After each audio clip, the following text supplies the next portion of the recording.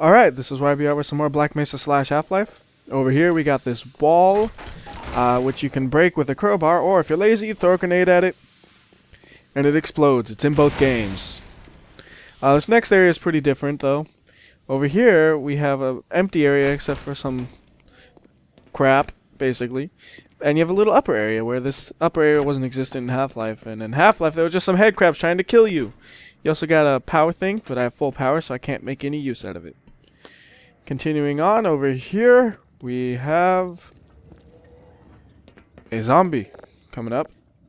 In Half-Life, he'll actually come through this door and attack you. In Black Mesa, you can wait here all you want. He ain't coming to get you. You gotta come and get him. So that's how you do it the painful way. I didn't do it the painful way in Half-Life, but, oops. Yeah, that hurt a lot. But yeah, you could kill him by just shooting him or using the explosives. There are explosives there in Half-Life too. But then there's a button you hit. That button opens a door there. In Half-Life, it opens a little area in the center of the room. So we'll go ahead and open that up, and hopefully that damage I did to myself won't be too negative overall. Okay, and then you go down this ladder, and you kill this asshole. In Half-Life, I actually killed him earlier just because it was more convenient to. Doesn't matter, though. Anyways, over here, though, there's a little difference. So here's the thing you go down normally. So let's say, alright, here you go. You go click, and you go down it. Oh, wait, I'm not in there. That's okay. Black Mesa has this secret path over here. Well, I'm not sure if it's secret, but it's an alternative path. If you go over here, break this vent out, you can go through it. Half-Life, it doesn't have anything of this sort in this area. That area is... You can't even really access that area easily. You can if you crouch and go under the stairs weirdly. But really, you never even go into that area. But there's nothing there. It's just a wall. So over here, we got this alternative path. It runs parallel to the elevator. So that's the shaft the elevator runs down. So you can see pretty much the same thing. This one is just like, hey, look at this. You know, so I figured I'll show off the unique thing first. So continue on going down, and this should be the last step. Yep, you can tell because there's lots of trash at the bottom. I don't know why. You have to jump this. So you get a little hurt. Sometimes I don't get hurt, sometimes I do when I make that jump. It depends where you land, actually, and how you jump. But the ladder ends prematurely. So you can't even get back up is another reason why it does that. Anyhow, this area down here has been entirely redone. Before, it was basically, here's the platform, the elevator exit, and here's the cart that you're going to be riding. This one has a lot of stuff added. It has this little room with some supplies in it. Just a ton of more details added, like all of this was just added on. But either way, you're going to be riding a cart. So get on the cart, and we go maximum speed, because that's the way I do things. And we're just going to ride this cart all the way down in both games. We're not going to bother attacking the enemies. We're just going to smush them. I don't think they can really hurt you much, so there's nothing to be worried about. On this next area that's coming up, there's a pretty unusual difference, which I'll be addressing in a minute, but it's going to kind of make this section feel a little weird on editing. So I'm just saying that now. Alright, so here it is. Both games, you can fly out of that cart like crazy. Now, the difference is, over here in Black Mesa, if you keep going on, there's no way up there. Even if you tried as hard as you can, there's no way up there aside from cheating.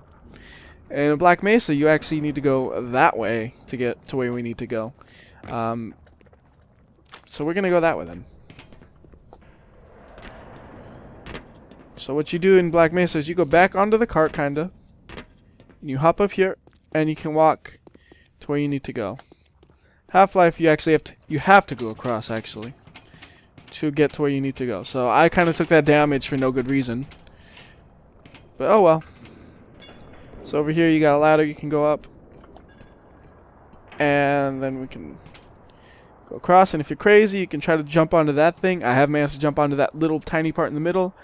However, if you try to jump onto that ladder, although you can touch the ladder and go up it, you can't land on that platform. You go right through that platform because it's not made to be stood on. So, like, maybe if you're crazy good, you can get onto that ladder and go up there. But if you try to go up there, it's really you're not supposed to be there and there's no details there. Anyways, continuing on, both games have a pipe that kind of blew out that you have to hop into. So here we are. The side I didn't look at is a dead end, and over here it actually puts you out in two different ways. Over here in Half-Life, or Black Mesa, it puts you out just like a whole chunk of the pipe fell out, so you're in this room now. Half-Life, it's just a like a blowout again, kind of like where you entered it. So there's that. And then over here you got some extra details that aren't present. A bunch of compressors. See, those are centrifugal compressors, I think. Not like it really matters.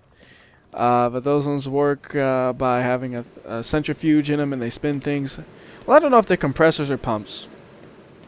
You can't tell externally. Anyways, enough of that. There's a stairway you need to climb. In Half-Life, it's actually a ladder because it makes more sense because it connects to the pipe. Here, since it doesn't connect to a pipe, a stairway just makes more sense visually.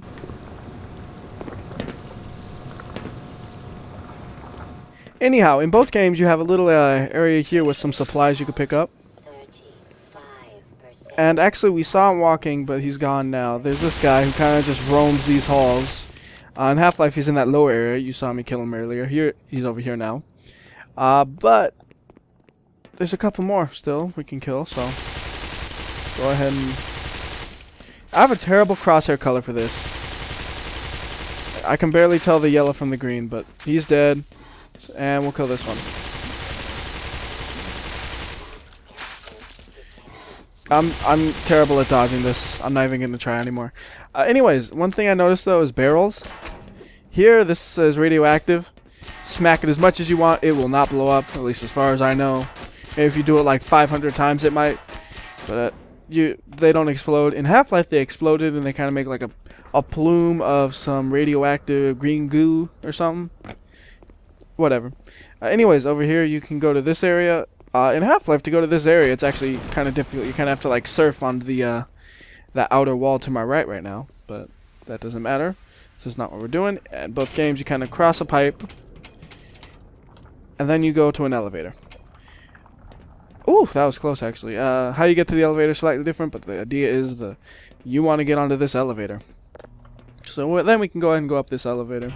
One thing I didn't really mention is that area down below, it's actually a liquid here. In Half-Life, it's a solid. It's just a green kind of ground texture. I don't really know why it's like that in Half-Life or whatever, but it's just one of those small little details, you know. It's kind of what I do is pick out the small weird details like that. And tell you guys about pumps. Far too much about pumps. Like, why did you need to know it's a centrifugal pump? I don't know, but I know that. So I was like, hey, that's centrifuge. At least I think. Shit, I should hope that's right. But that'll do it. So until next time, this one, Pump Master WhyBeAre. I'll see ya.